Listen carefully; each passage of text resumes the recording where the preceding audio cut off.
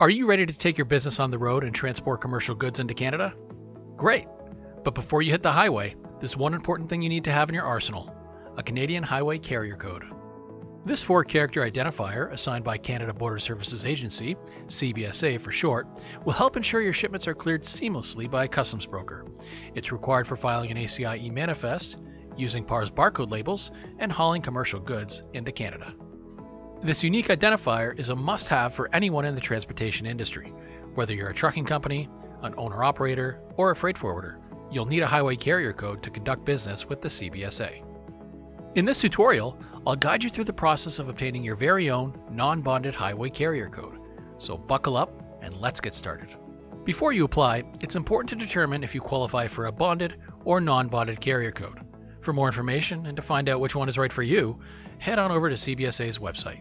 The link is in the description below.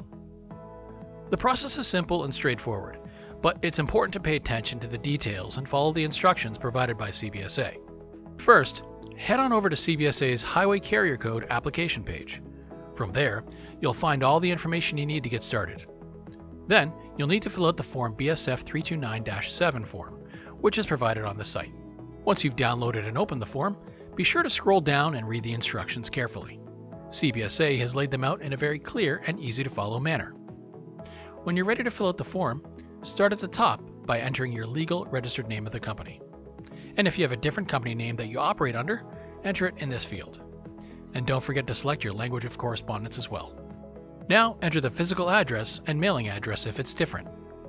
Then provide the names, titles, and phone numbers of the members of your company that the CBSA may need to contact in regards to this application. Don't forget to enter your email address, and if your company has a website, you can include that too. In the next step, select the company ownership type and provide a copy of the proof of ownership. This is a crucial step of the application, and if no proof of ownership is provided, your application may be rejected by CBSA.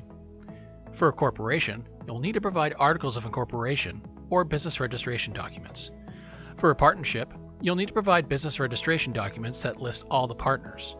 And for a sole proprietor, you'll need to provide a government-issued photo identification, such as a valid passport or driver's license. Below, you'll see a field for the CRA business number. This only applies to companies or entities registered in Canada, and does not apply to US-based companies. You can usually find this information associated with your company's Canada Revenue Agency account. And if you need help gathering this information, it's recommended to contact the CRA.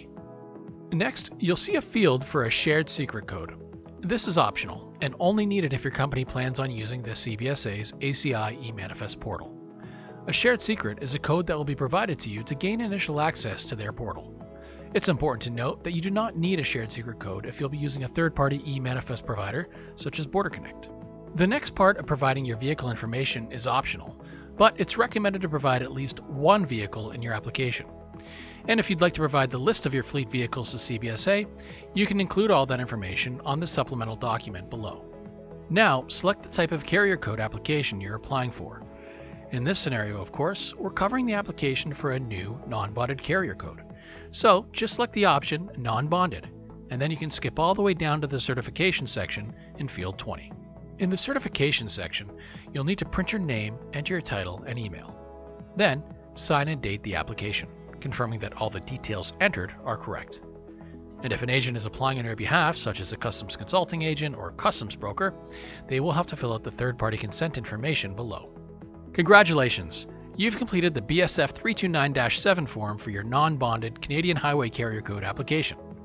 The next step is to gather all the necessary documents, such as your letters of incorporation or other identification, and then email them to CBSA at carrier-cargo@cbsa-asfc.gc.ca.